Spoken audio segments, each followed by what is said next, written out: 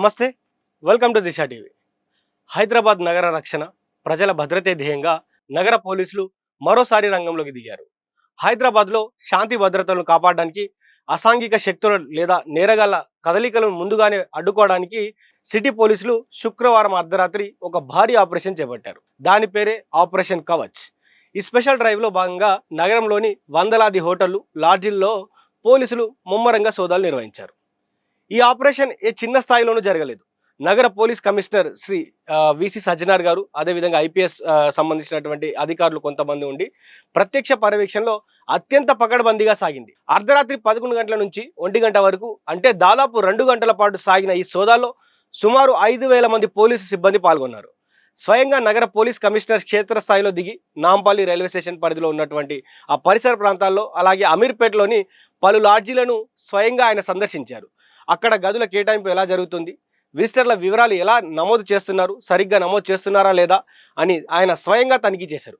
అంతేకాదు లాడ్జీలలో బస చేసిన కొందరు పర్యాటకులతో ఆయన మాట్లాడి వారు ఎక్కడి నుంచి వచ్చారు, ఎందుకు వచ్చారు, నగరానికి వచ్చి వారికి ఏ పని కోసం వచ్చారంటూ కూడా అన్ని వివరాలు అడిగి తెలుసుకునేటువంటి ప్రయత్నం చేశారు. ఈ ముమ్మర తనిఖీలు హైదరాబాద్ కమిషనరేట్ పరిధిలోని 7 జోన్లలో మొత్తం 562 హోటళ్లు మరియు లాడ్జీలలో ఏకకాలంలో జరిగాయి. లా అండ్ ఆర్డర్ పోలీసులు చాలా సమన్వయంతో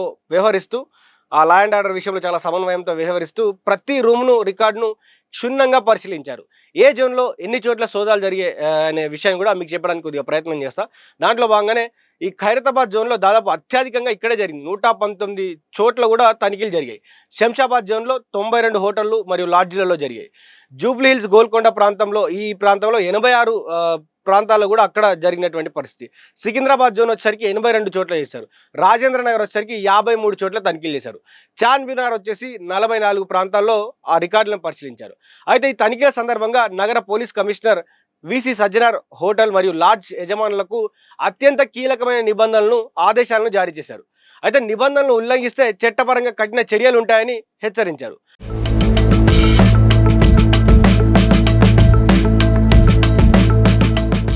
అయితే ఆ నిబంధనలు ఏంటంటే ఒరిజినల్ ఐడి కార్డుల పరిశీలన. లాడ్జీకి వచ్చే ప్రతి ఒక్కరు కూడా ఖచ్చితంగా ఐడి తీసుకొస్తున్నారా లేదా అనేది కూడా అడిగి తెలుసుకొని దాన్ని పరిశీలించిన తర్వాతనే స్పష్టమైన జిరాక్స్ కాపీని తమ వద్ద ఉంచుకోవాలంటూ కూడా వారు చెప్పడం జరిగింది.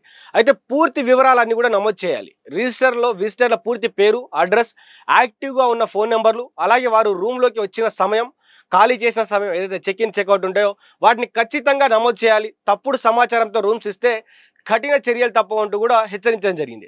అయితే మైనర్లకు రూమ్లు ఇవ్వద్దంటూ కూడా వారు చెప్పడం జరిగింది. వయసు నిండని మైనర్లు ఎవరైతే ఎట్టి పరిస్థితుల్లో రూమ్కి వచ్చి లేదా ఆధార్ కార్డు మార్ఫింగ్ చేసి లేకపోతే ఇంకేదైనా తప్పుడు ఆధార్ కార్డు పట్టుకొచ్చినా కూడా వాటిని క్రాస్ చెక్ చేయాలి, మైనర్లకు రూమ్లు ఇవ్వద్దంటూ కూడా ఆయన ఆదేశించడం జరిగింది. సీసీ కెమెరాలు హోటల్లో పరిసర ప్రాంతాల్లో, ముఖ్యంగా ఎంట్రీ, ఎగ్జిట్ వద్ద మరియు రిసెప్షన్ ఏరియాలో స్పష్టంగా కనిపించే విధంగా సీసీటీవీ కెమెరాలను ఏర్పాటు చేయాలి. ఆ కెమెరాలు 24 గంటలు నిరంతరంగా పనిచేస్తూ ఉండాలంటూ కూడా ఆయన ఆదేశాలు ఇవ్వడం జరిగింది.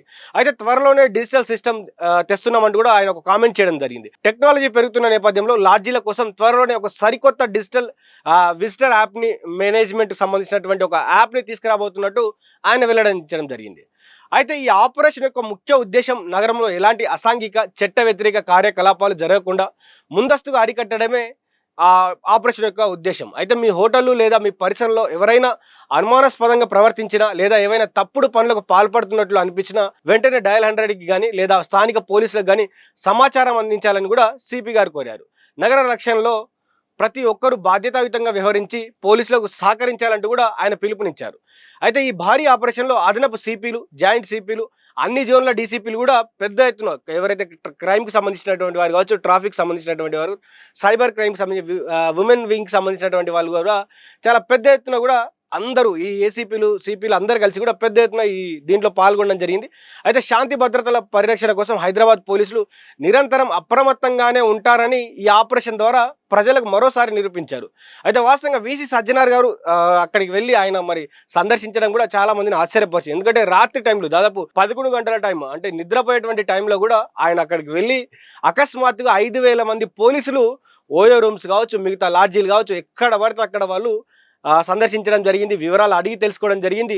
వివరాలు అడిగిన తర్వాత కూడా ఇట్లాంటి తప్పులు ఏమన్నా ఉంటే కూడా మళ్ళీ మార్చుకోవాలని చెప్పడం జరిగింది. ఇలా మళ్ళీ ఎప్పుడో ఒకసారి జరుగుతుంది. అకస్మాత్తుగానే జరుగుతుంది. ఎవరికీ చెప్పిరామంటూ కూడా ఆయన చెప్పడం జరిగింది. అదేవిధంగా మీ హోటల్ చుట్టూ కావచ్చు, మీ ఓయో రూమ్స్ బయట గానీ ఎవరైనా అనుమానాస్పదంగా కనిపిస్తే పోలీస్ స్టేషన్‌కి వెంటనే ఫిర్యాదు చేయాలని చెప్పడం జరిగింది. అయితే మైనర్‌లకు కూడా రూమ్‌లు ఇవ్వద్దంటూ కూడా ఆయన ఖరాఖండిగా చెప్పడం జరిగింది. మరి నిజంగానే పోలీసులు నిన్న చేసినటువంటి ఏదైతే 5,000 మంది టీమ్‌తో కలిసి చేసినటువంటి ఈ ఆపరేషన్‌ని హైదరాబాద్ మొత్తాన్ని కూడా ఆశ్చర్యపరిచే విధంగానే చేసింది. మరి చూద్దాం మరి రానున్నటువంటి రోజుల్లో పోలీసులు ఇంకా ఎలాంటి డ్రైవ్స్ చేపడతారు ప్రజల్లో చైతన్యం తేవడానికి. చూస్తూనే ఉండండి దిశ టీవీ.